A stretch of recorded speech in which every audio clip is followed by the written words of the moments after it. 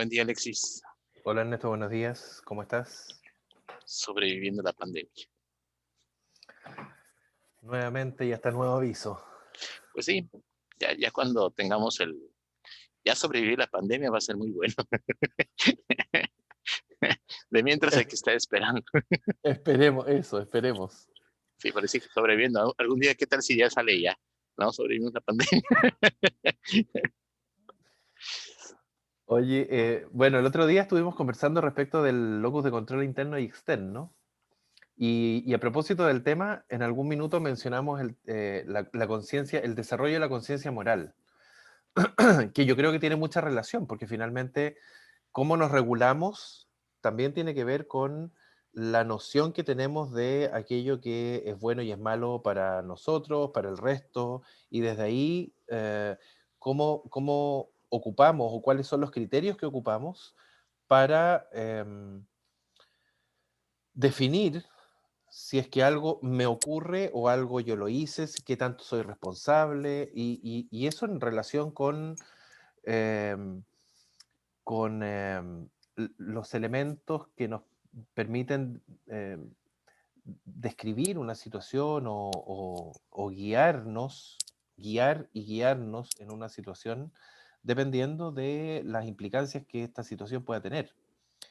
Por lo tanto, creo que uno de los elementos importantes que podríamos relacionar y que eventualmente luego los podríamos hacer un link con otros temas, es el tema del desarrollo de la conciencia moral. No sé qué te parece y si te quedaste tú con alguna idea al respecto. Fíjate que una de las cosas que es más difícil de platicar con respecto a tanto de las neurociencias como desde el respecto de la psicología, igual la psiquiatría, es la conciencia. La conciencia tiene unas implicaciones enormes porque no hay acercamientos de cómo se lleva a cabo la conciencia, ¿no? Obviamente que habría que decir, o sea, por ejemplo, a una persona nos dicen, esta es una rosa, pero lo que implica una rosa para una persona puede ser muy variado. Entonces, lo que procesa, cómo procesa el cerebro, cómo le hace la mente para poder entender lo que es una rosa, ya sea como color, como figura, como persona, etcétera. Esa es una de las cosas que se me hace bastante interesante y que sigue siendo una limitante para la explicación dentro de las neurociencias, ¿no? El problema de la conciencia. Ahora, en específicamente esto que es la conciencia moral, hay muchas teorías, debo de entender, que te dicen cómo es la conciencia moral y cómo se desarrolla la conciencia moral, ¿no? Pero creo que podemos empezar diciendo a qué le llamamos conciencia y después aterrizándolo un poquito a qué le llamamos la conciencia moral, ¿te parece? Mira, no sé si hay tantas teorías. Yo creo que hay dos teorías principales de conciencia moral. Mm, Ahora, respecto de conciencia, es, ¿cómo decirlo? Es el ser, el estar, no encuentro la palabra, es como estar, Si me dejas eh, intentarlo, a lo mejor a este ver, puede ayudar. Yo lo tengo entendido como es el estar consciente de que estás consciente. pero es que ese es Es, por eso te decía, no encuentro la palabra, porque ajá, es como ser consciente de que soy, de de que que eres estoy. exactamente. Entonces es como que te estás dando cuenta de quién eres tú. Es darse cuenta, es el darse cuenta, el verme y reconocerme como un otro integrado, pero no un todo.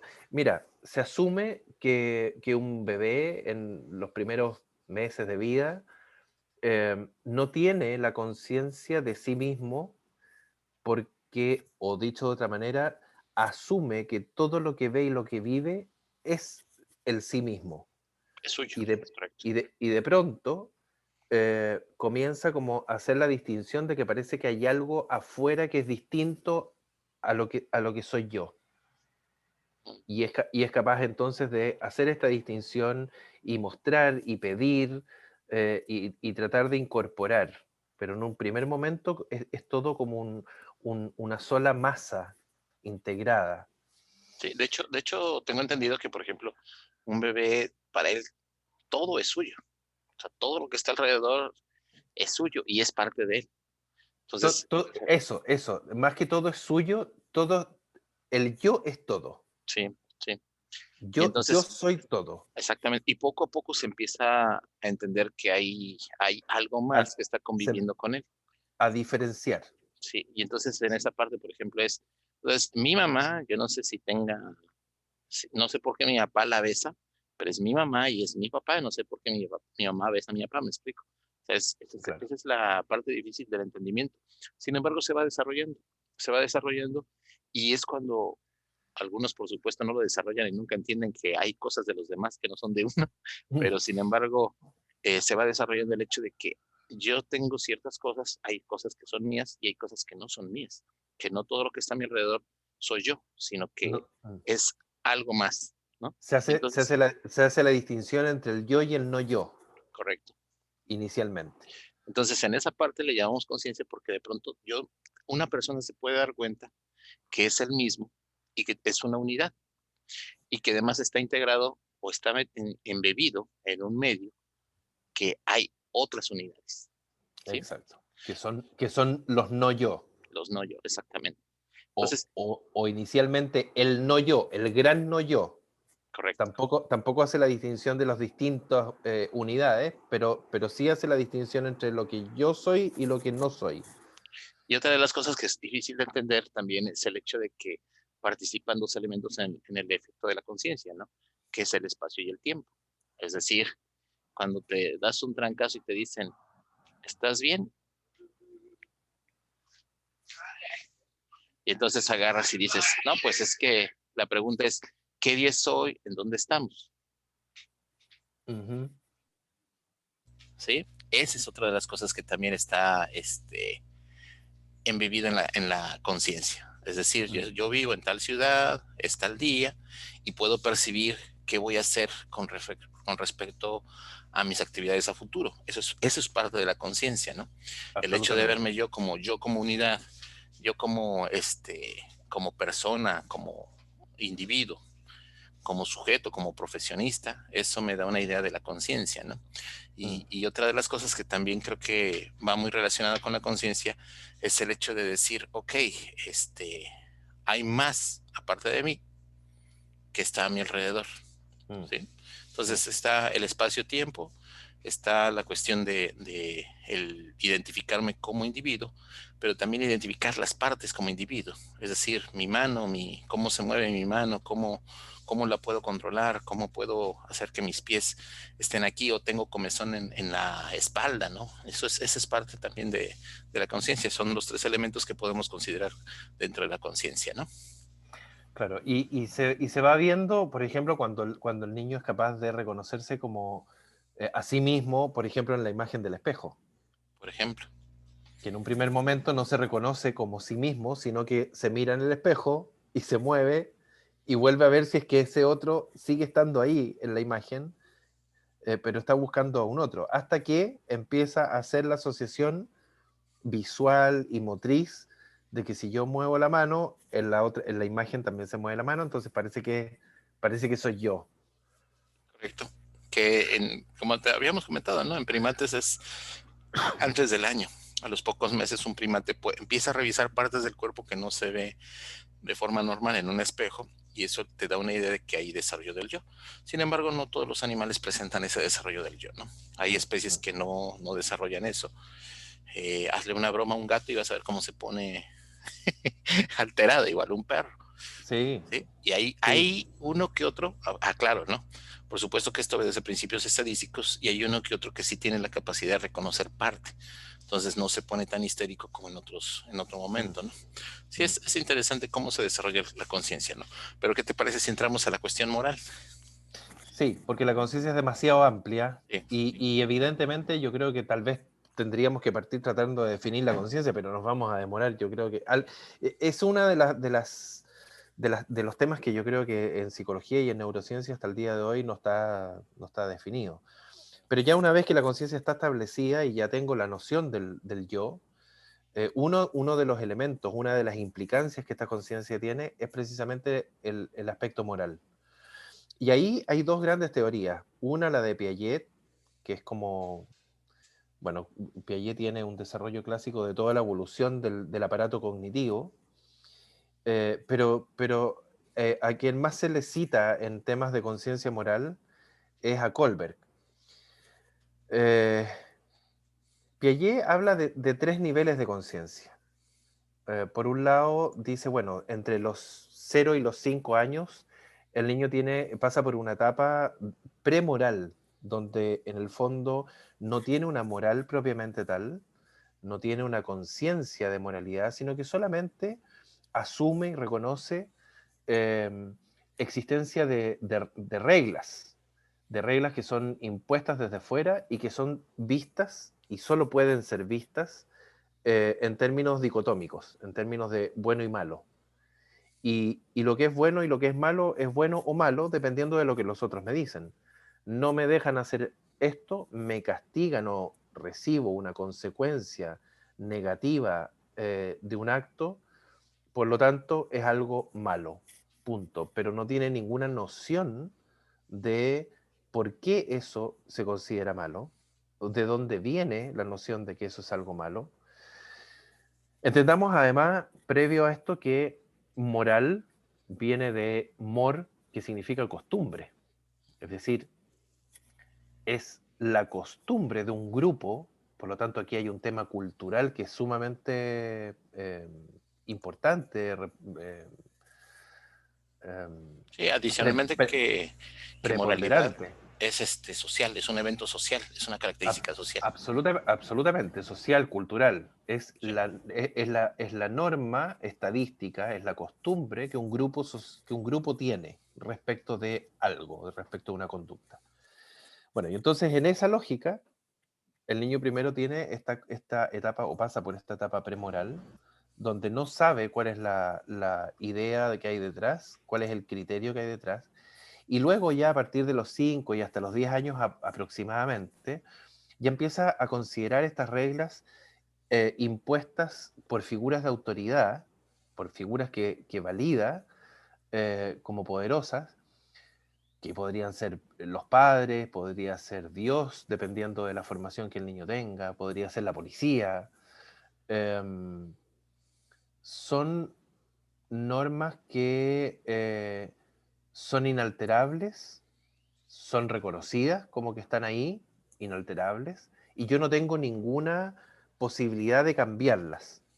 Y a partir de los 10 años ya empieza a haber una etapa más autónoma, la segunda es la etapa heterónoma, eh, una etapa más autónoma donde yo ya puedo cuestionar de alguna manera y hasta generar mi propia moralidad, mis propios criterios. Surgen sentimientos morales ya más personalizados. Um, Ahí empieza a surgir, por ejemplo, la compasión, la empatía, el altruismo que hablamos en algún minuto. Um, pero es una clasificación mucho más vaga, mucho más general, mucho más amplia que la que hace Kohlberg. Um, Espera, Kol- pero fíjate que, perdón que te interrumpa, seguimos con lo de Dale, dale. Piaget, me gusta. Hay datos que me gustan mucho acerca de Piaget. La primera de ellas es que él no es psicólogo por estudios, él le dan el doctorado honoris causa por las teorías que presenta, precisamente de desarrollo de la personalidad, pero también debemos reconocer Desarrollo que, perdón, cognitivo. desarrollo cognitivo, Cognitivo. sí. Entonces, en esta parte sabemos que Piaget era biólogo. Ujú. Él ve desde el punto de vista evolutivo cómo es el desarrollo de la personalidad y es el desarrollo cognitivo de la personalidad. Perdón. Entonces, en esa parte me gusta porque él le da mucho peso, como le da el elemento evolutivo, le da mucho peso a las cuestiones ambientales, de cómo el medio ambiente influye sobre la respuesta del sujeto, ¿no? Entonces, ese es uno de los aportes que debo enfatizar con respecto a Piaget, ¿no? Y otra de las cosas que también me llama la atención es cómo él dice a los 10 años hay un cambio. Hay estudios en donde dicen claramente que los 10 años es una etapa crítica en el desarrollo, porque es cuando el cerebro empieza a darse cuenta de qué está sucediendo a su alrededor desde el punto de vista social. Es decir, es cuando empiezan a crearse los modelos, ¿no? El modelo, si tú eres una persona golpeadora, a los 10 años un niño lo ve a esa edad, sabe que va a desarrollarse como parte de golpeador, ¿no? Si es una persona agresiva, va a desarrollar más la agresión y así sucesivamente, ¿no? Si es una persona, por ejemplo, que la abandonan a los 10 años, él va a ser probabilísticamente va a abandonar. Entonces, es importante el hecho de los 10 años y bueno, yo no sabía que Piaget lo había marcado también dentro de esta edad que era como crítica, ¿no?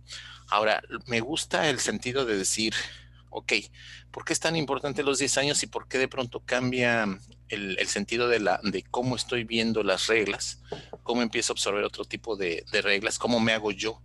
Y es precisamente por esa idea de empezar a desarrollarse yo como unidad, como persona. Es decir, si yo, niño, al igual que dije, puede ser golpeador, le estás dando una educación o estás centrándote en cómo darle una mejor formación de que vea que eres altruista, de que vea que eres compasivo, es más fácil que puedan desarrollar esa característica en edad adulta. ¿Me explico? O sea, no nos vamos a centrar solamente en las cosas negativas, sino también en las cosas positivas, ¿no? Si tú a un niño le alcanzas a los 10 años a marcar horas y momentos en que puede trabajar, quiere decir que sea más fácil para él desarrollarlo en edad adulta. ¿Es correcto? Ujú. Sí, es correcto. Ahora, también ocurre que ahí hay un proceso que Sí, sí. es madurativo de nuestra conciencia, nuestra corteza cerebral, qué sé Contral, yo. sí, Porque fíjate que es curioso que así como haces la alusión de que Piaget, por ejemplo, no era psicólogo, él era biólogo, era epistemólogo también. sí, Toda la teoría de desarrollo cognitivo de Piaget la desarrolla en base a un estudio de caso finalmente, claro. que la hace con 3 niños. Sus hijos nos hace ver mal a todos que no hacemos nada en la pandemia y él sí hace todo en la teoría. Sus 2 hijos y el hijo de Beverly Helder, que era la colaboradora que tenía, que ella sí era psicóloga. Y claro, en la medida que ve estos procesos madurativos en esos 3 niños, se da cuenta y lo plantea como teoría y se confirma como teoría hoy día con muchos elementos a lo mejor que pudieran ser cuestionables, reestudiables y todo lo que tú Claro, quieras, claro, pero en términos generales se plantea y se establece como teoría porque precisamente al ser un tema maduracional, es que se confirma que a partir de esos 3 niños, de las observaciones de esos 3 niños, él logra describir algo que ocurre en el resto de la población. Ahora, los 10 años como etapa crítica son para efectos de el desarrollo de la conducta, em, de la conciencia moral, de la etapa autónoma, ¿ya?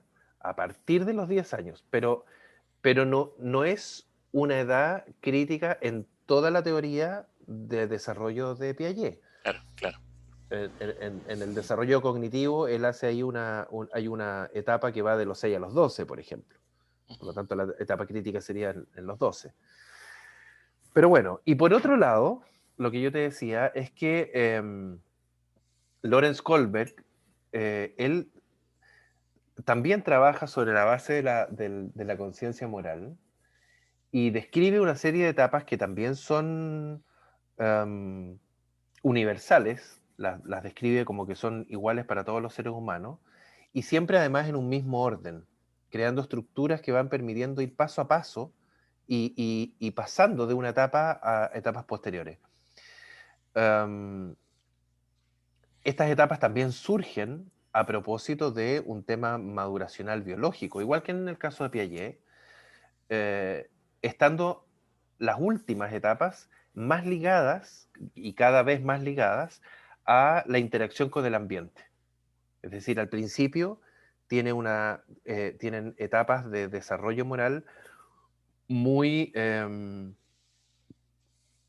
autorreferenciales, por decirlo de alguna manera, muy como centrados en el sí mismo, un sí mismo que sabemos que inicialmente no está diferenciado del resto, eh, pero es lo bueno y lo malo es lo que yo percibo como bueno o malo a propósito del castigo que recibo. Entonces, primero, Kohlberg habla de una moral preconvencional. Piaget hablaba de una etapa premoral. Esta es una moral preconvencional. luego pasa a una etapa de moral convencional y finalmente pasa a la moral postconvencional o que ya está basada en principios propios que yo puedo desarrollar. De alguna manera, la descripción que hace Kohlberg es similar a la de Piaget, pero Kohlberg la desglosa. Y la gracia que tiene es que en estos 3 niveles, él a su vez hace una subdivisión de 2 etapas. Nivel 1, moral preconvencional. Etapa 1, castigo. Etapa 2, propósito e intercambio. Ya hay un individualismo, ya hay un reconocimiento del individuo. En la etapa moral, en la segunda nivel de la moral convencional, hay la tercera etapa, la cuarta etapa. Y vamos a ir viendo más o menos cómo se va desarrollando en términos generales. En la etapa 1, el punto de vista es absolutamente egocéntrico. No se reconocen los intereses de los otros porque todavía no se reconoce al otro, básicamente como diferente de yo. Y por lo tanto, las acciones se consideran solo físicamente, no se consideran las intenciones. Se confunde la perspectiva de la autoridad con la propia. Es decir, no hay una diferenciación. Esto es así, así ocurrió, esta es la consecuencia, y por lo tanto, lo que tengo que hacer es obedecer nomás. Obedecer ciegamente a la norma. ¿Para qué? Para evitar el castigo. Para evitar la consecuencia negativa sobre mi bienestar, digamos. No busco el bienestar superior, no busco la justicia, no busco el reconocimiento o no reconozco, no me doy cuenta de la autoridad, como ente superior, sino que solamente en la lógica de tratar de evitar el castigo porque eso implica para mí una ausencia de bienestar. ¿Ok? Entonces, etapa 1, preconvencional, la etapa moral preconvencional, no hay una moral real, solamente castigo y obediencia. Es decir, viene desde afuera, heteronomía, desde afuera. No es una autonomía. Dentro de la etapa del nivel 1 de la moral preconvencional, viene inmediatamente después la etapa 2, que ya va asociada al propósito y al intercambio. Donde hay intercambio, entonces yo reconozco que hay un individuo. Ya empieza esta diferenciación del yo y el no yo. La perspectiva característica aquí es el individualismo concreto, es decir, se desligan los intereses de la autoridad y los propios y se reconoce que todos podemos tener intereses que pueden no coincidir. ¿Ya? Aquí la idea es poder seguir la norma solo en la medida en que esa norma beneficia a alguien. Actuar en beneficio propio y dejar que los otros también actúen en su propio beneficio. El foco o el fundamento final es poder satisfacer las propias necesidades. ¿Ya? Por eso que surge desde un individualismo y no impuesto desde fuera. ¿Se entiende la diferencia ahí? Sí, se cambia. Sin embargo, sigue siendo moral preconvencional porque todavía no hay una lógica ni un entendimiento de fondo de qué es lo bueno y qué es lo malo per se. ¿Ok? Luego pasamos a la etapa de la moral convencional, donde en una el nivel de la moral preconvencional, donde en una primera etapa, que es la tercera etapa del desarrollo moral, la perspectiva consiste en ponerse en el lugar del otro. Y ahí ya empiezo a desarrollar muy preliminarmente la noción de empatía. Pero es muy preliminarmente, porque la empatía completa, digamos, no se logra hasta la madurez adulta, digamos, 18, 20 años. Completa. Podemos hablar también de una madurez de la empatía, ¿no? O sea, nosotros podemos tener nociones de empatía, pero sin embargo se tiene que madurar como tal, ¿no? ¿O no? Absolutamente.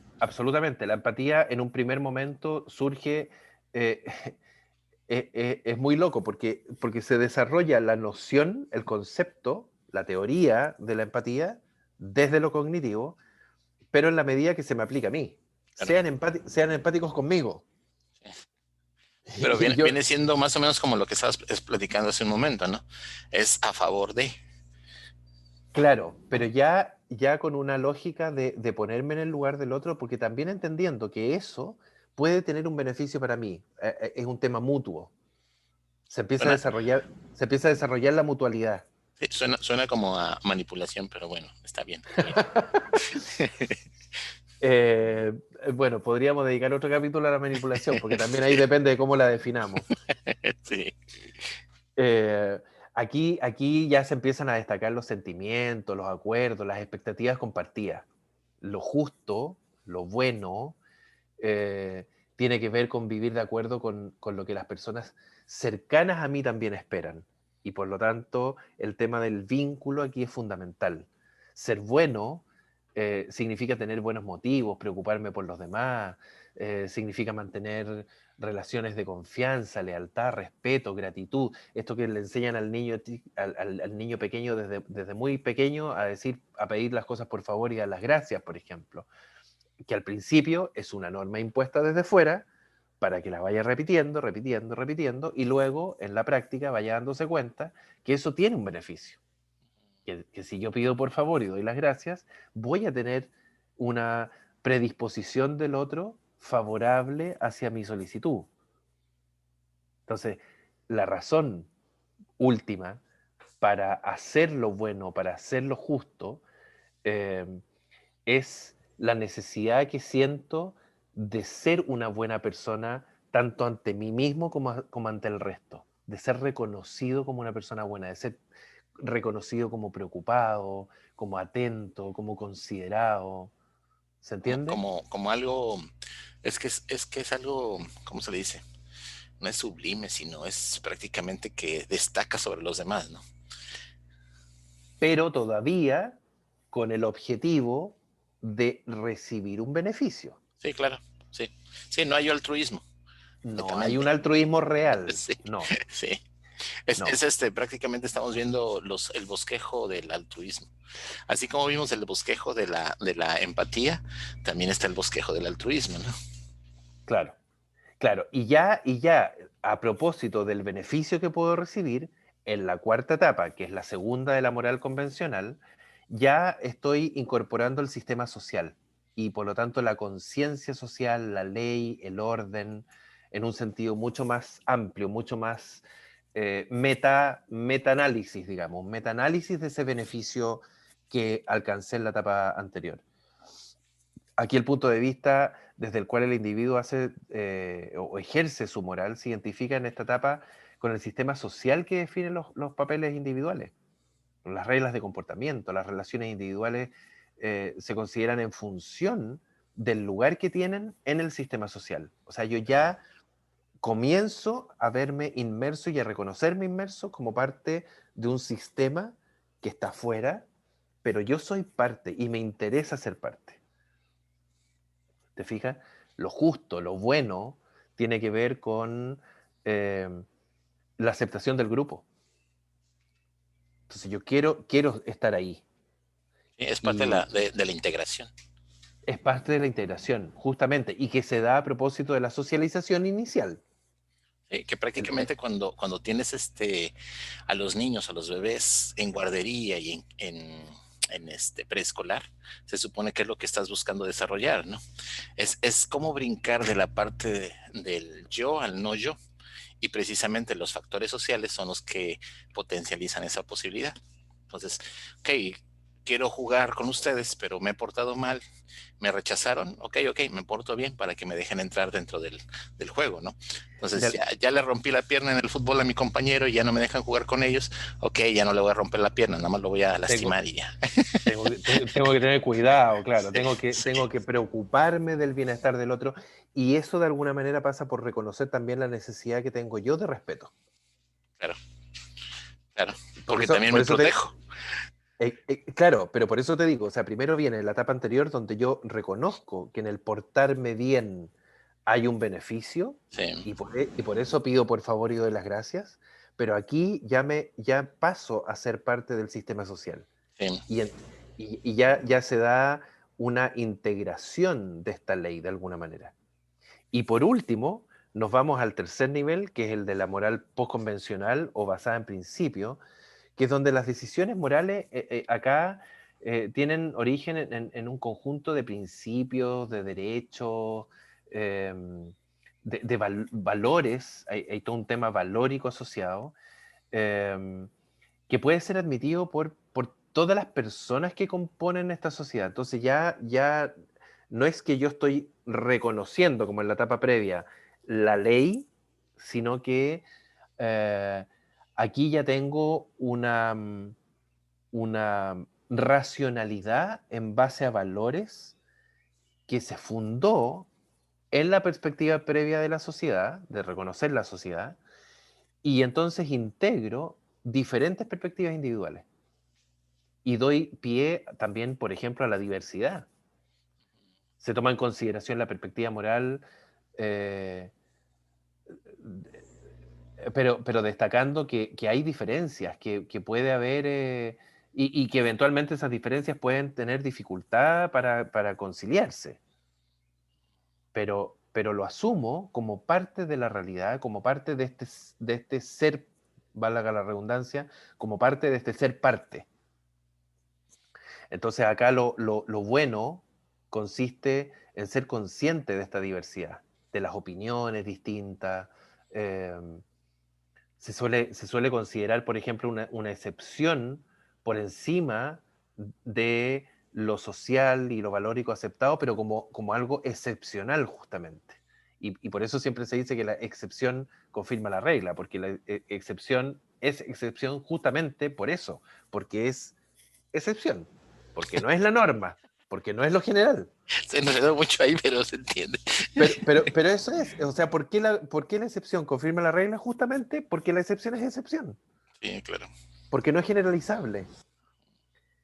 Y finalmente entonces ya pasas al principio ético, que cuando ya tienes toda esta integración, cuando ya no solamente te reconociste a ti mismo, reconociste que no querías ser castigado, reconociste que del momento que te portas bien tienes un beneficio, del momento en que reconoces ese beneficio, integras la ley, reconoces a los demás, desarrollas la empatía, finalmente todo eso te lleva a ser capaz de desarrollar principios éticos. Y ahí recién llegas a una moral autónoma. ¿Y qué es lo que es la ética? Es el metaanálisis de la moral. La moral es la costumbre, lo que se acostumbra en este grupo es hacer esto de esta manera, por lo tanto eso va a ser lo bueno, y la ética dice, bueno, a ver, veamos por qué esto se hace así y por qué esto es bueno y lo otro no es bueno. Fíjate Y ahí yo que empiezo a desarrollar la posibilidad de hacer análisis ético desde mí y no desde la norma impuesta de afuera. es que Dale. es interesante el juego que tenemos de palabras. Lo voy a explicar de esta manera, ¿no? Cuando damos la definición de moral, hablamos de elemento social. Cuando hablamos de definición de ética, hablamos de elemento personal.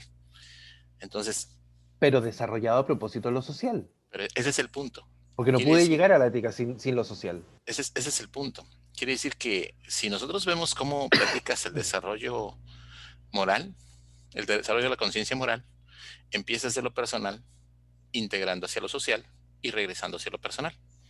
¿Me explico? Es como si fueras como de ética, moral, ética. ¿Me explico? Entonces, por eso es que me llama la atención a cómo se hace el juego.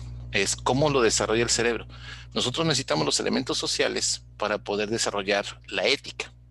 Nosotros necesitamos los elementos sociales para poder un desarrollo personal. Ese es el punto importante. No sé si me explico ahí.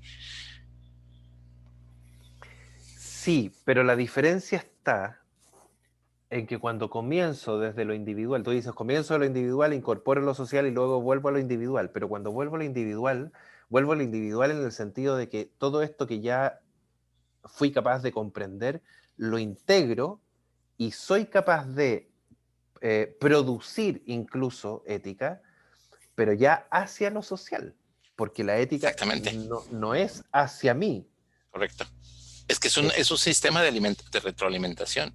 O sea, a mí me gusta entender que todo lo que concebimos para el aprendizaje, lo que entendemos por educación, me calza perfectamente porque estamos hablando de una espiral de educación. O sea, tú Eso, estás en un punto, eso te iba a decir. empiezas a desarrollar y regresas al mismo punto, pero con un nivel diferente. O sea, el nivel de conciencia, el nivel de decir, ok, yo estoy entendiendo por qué hago las cosas de esta manera.